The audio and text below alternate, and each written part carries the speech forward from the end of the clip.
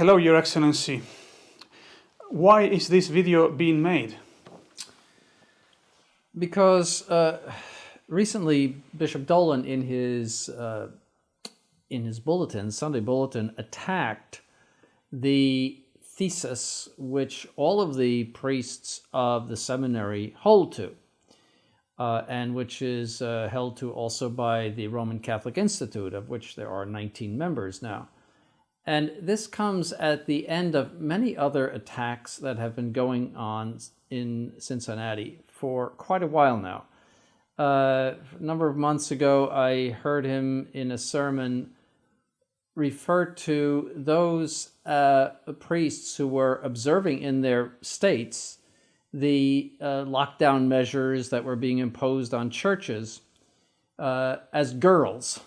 That is, that they were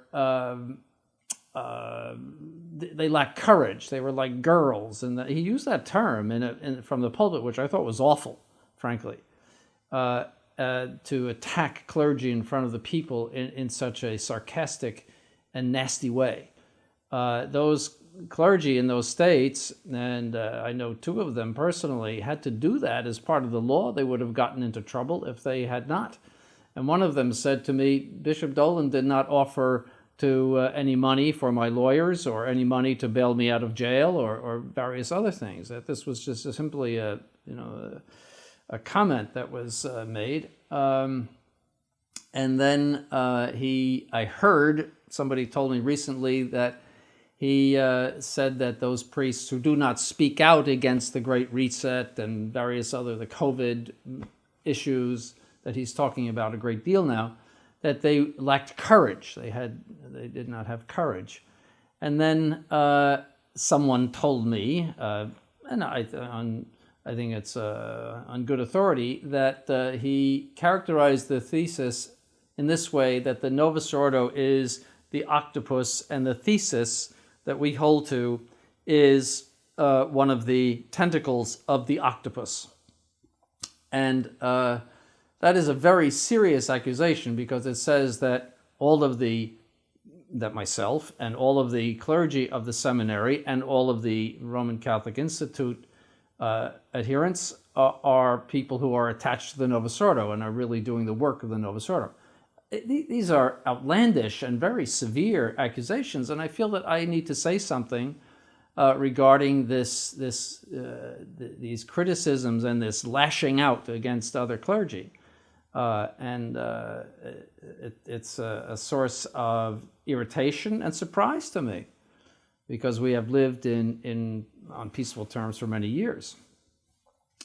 So I'd like to give a little background that I have with Bishop Dolan. I've known him since January of 1973. So we're coming up on, in January, 49 years of knowing each other, and I have interacted with him a great deal during those years. He was part of the same group of priests. He was in the Society of St. Pius X with me, and then we broke from that in 1983, and he was active in various ways in Cincinnati, and I interacted with him. I was on good terms with him. And then later on, in 1995, after his consecration, he and Father Cicada proposed to me, asked me to form a seminary, even though I had just written articles on the thesis and published them in a little magazine that we called Sacerdotium. So already I was professing this theory, this explanation of the situation in the Church, which is commonly called the thesis of Bishop Gerard de Laurier. And he did not make objection to that. I knew that both he and Father Cicada did not accept it, but we have always considered it to be a theological explanation that in which we agreed to disagree about, that it was simply an explanation of how these Vatican II popes were not popes. We, of course, agreed that they were not popes. We agreed that they were false popes, whether we had no disagreement about that. The question is how. And this is quite normal in the church, where when things are not defined, there is a certain theological discussion about things. We all know the discussions that took place between the Jesuits and the Dominicans about the operations of grace. That's very famous. But Sixtus V, in the latter part of the 1500s, said you can't call each other heretics. You can discuss it all you want, but you can't call each other heretics, because it got very heated at the time. And but there are many other controverted issues in the history of the church. And we are not in a situation where we can appeal to the Holy Office or to some authoritative person in the church to say, please settle this. So therefore, we're on our own, and that's why the traditional movement has a lot of discussion in it about different issues that have come up, and there's no way to authoritatively resolve them. So we just have to be content to discuss them and to take our positions, and not to become enraged or excessively critical, or critical in a way that accuses your opponent of heresy or some sort of other evil thing that he's adhering to. You can discuss with people, you can point out their errors in a very nice way, presuming their good intentions.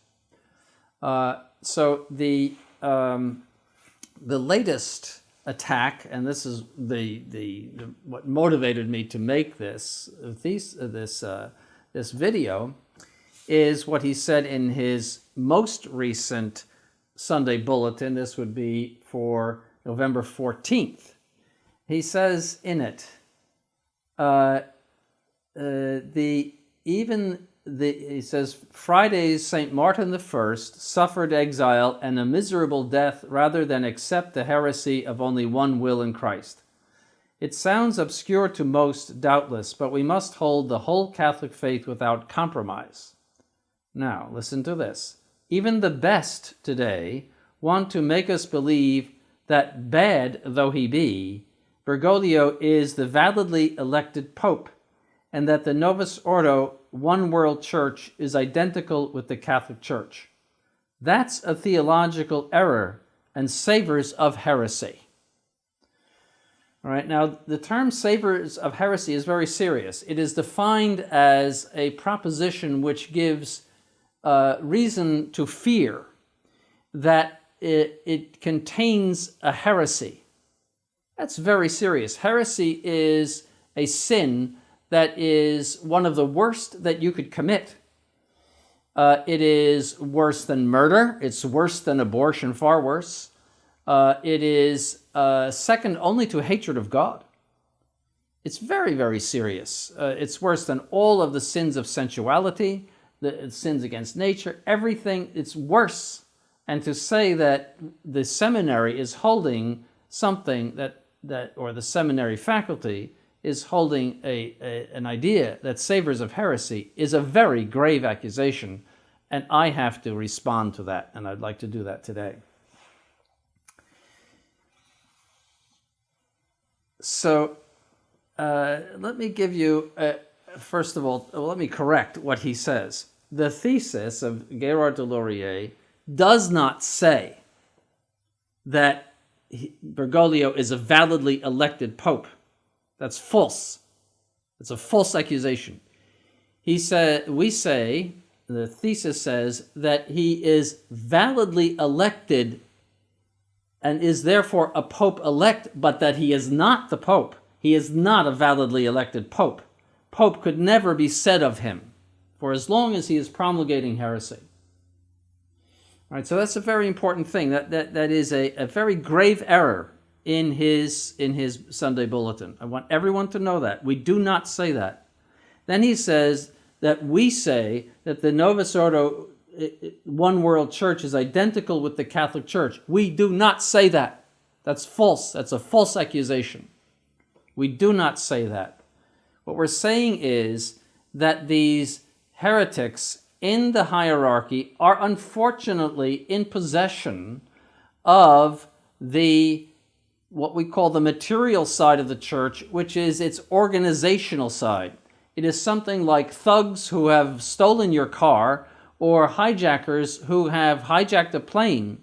It's not, it is, they are using the very structures of the church in order to promote their heresy. That is the situation that we're in. So we're saying that they have not founded a new church, but they are using the structures of the church in order to promote their heresy. That is the precise problem.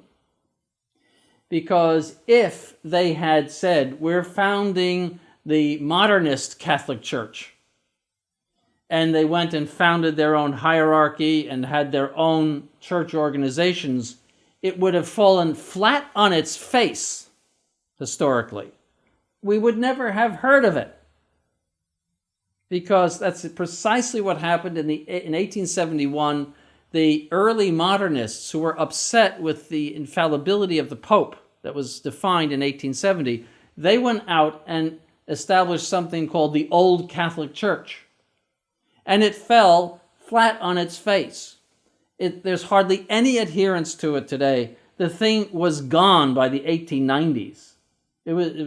Switzerland supported it. Bismarck, who hated the Catholic Church, supported it. But then it just fizzled out. And so the modernists under Pius X, when they were suppressed by Pius X, said to each other, and it's in their literature, I read it with my own eyes, it's in their literature, they say to each other, don't leave the church. Don't leave the church. We will have our day. We will be able to rise up in it and to positions of authority and change the church from within. That is the very problem, because in possession of this organizational structure, an illegitimate possession of it in the sense that they are heretics, they are able to use the prestige in the eyes of the world of the church falsely in order to promote their heresy. And that's why billions and billions of people have accepted the heresy of the Novus Ordo. That is how we explain the problem. Now, it needs much more explanation than that. And we will do that in future videos. But that's what our position is. Therefore, we're not saying that the Novus Ordo Church is the same as the Catholic Church. As a matter of fact, we do not admit the term Novus Ordo Church, because the Novus Ordo heretics did not form their own church. They are attempting to use the structures of the church for their own purposes, that is, ultimately to destroy it. We did not make this problem, but this is what we face. And everyone knows that that's the real and true explanation of it. That they are using something that doesn't really belong to them because they're heretics. They should be driven out of these structures. But unfortunately, just like thugs stealing your car, they're in it and using it. All right, so that's what I want to say. So, this is full of errors, what he said, and false accusations. And it shows that he does not understand the thesis. He is criticizing something that we just don't say. All right, so I just want to point that out. And in response to Bishop Dolan, I would like to ask him a few questions. First, when did the Novus Ordo Church begin? When was there a break of this Novus Ordo Church from the Catholic Church? Was it when John the 23rd was elected? Was it when Paul VI was elected? Was it when Paul VI promulgated the council? Was it when he promulgated the Novus Ordo Missae? Was it under John Paul II? When did it break? When was the organizational break? When did that take place?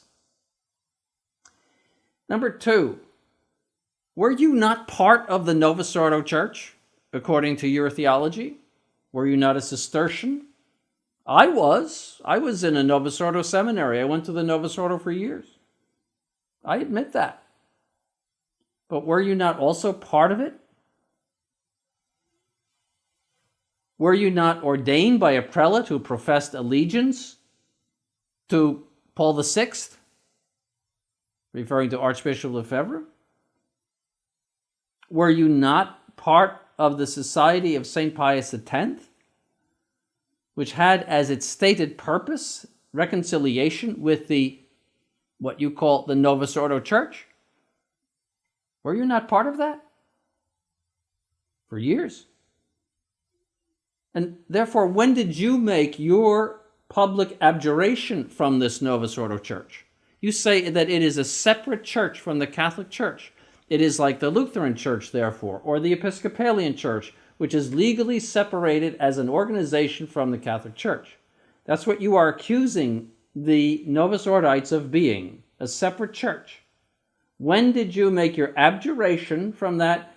And when was the excommunication that you labored under lifted? And who lifted it? What person, what prelate, what priest, who was himself exempt of excommunication, lift your excommunication? When did that take place? Is there a document or is there a video of it? And you know as well as I do that it never took place. I never made such an abjuration. Did you? No. So, and who do you make your parishioners when they return from the Novus Ordo and join your parish? Do you make them kneel down in front of the altar with their hand upon sacred scripture and swear an abjuration? And do you lift the excommunication from them? Is that part of your routine, your sacramental practice in your church? You know that's not true. And who is in a position today to lift the excommunication of all the people, the priests and bishops who have not formally quit the church which you mention, this Novus Ordo Church? Who is in a position to do that? Who is not himself tainted by some connection to the Novus Ordo Church, which you say? Who? Is there anybody? Who is not excommunicated? Who is not part? Who was not once part of this Novus Ordo Church? And regarding the thesis, did you not take part in an episcopal consecration on February 18th of 2018, in which you were a co-consecrator together with two other bishops who publicly professed the thesis? It was sometime in 2018. You were a co-consecrator with Bishop Stiver, who was of the IMBC, that is the Institute of the Mother of Good Counsel in Italy, who are very clear and have always been very clear about their position concerning the thesis. Everybody knows it. Were you not a co-consecrator, and was not the person being consecrated none other than Joseph Selway, who professed the thesis? And I was the consecrator professing the thesis. Did you not take part in that? If the thesis savors of heresy, why did you take part in that?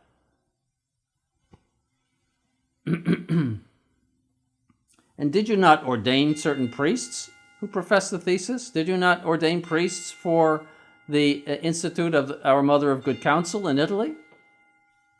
They profess the thesis. So why? You know the obvious answers to these questions. I don't have to tell you.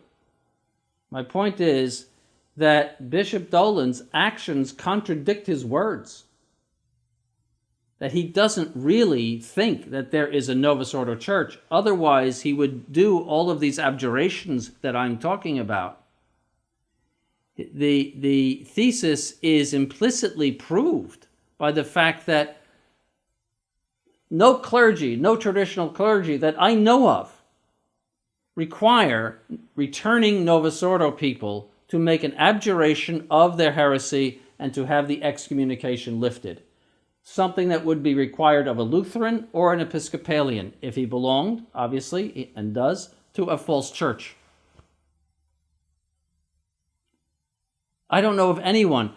The only one in the history of the whole traditional movement that required that was Schuckardt, the founder of the CMRI, who, as you know, was not exactly the most upstanding person in the history of the traditional movement.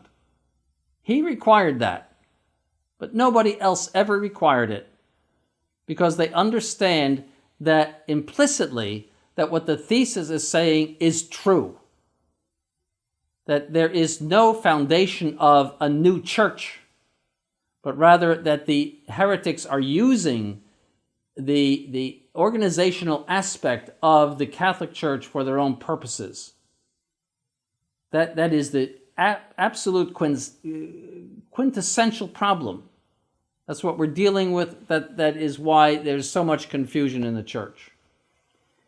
By the way, do you know that Nestorius was a public heretic on Christmas Day in 428? He was Patriarch of Constantinople. When he came to be judged in 431 at the Council of Ephesus, he was given all of the honors of being the Patriarch of Constantinople, the Archbishop of Constantinople. It was not until he was judged and sentenced that he was stripped of that honor. That's an example of the difference between being separated from the church in the eyes of God and in a spiritual way, because anyone who's a public heretic is separated from the church that way, and being separated from the church in a legal way. And those two things are distinct. Because you are separated from the church inside and in the eyes of God by your heresy, and because you have ruined the effects of baptism by heresy, doesn't mean that automatically you are excluded from the organizational aspect of the church. Why was it necessary, for example, that Pope Pius V excommunicate Elizabeth I?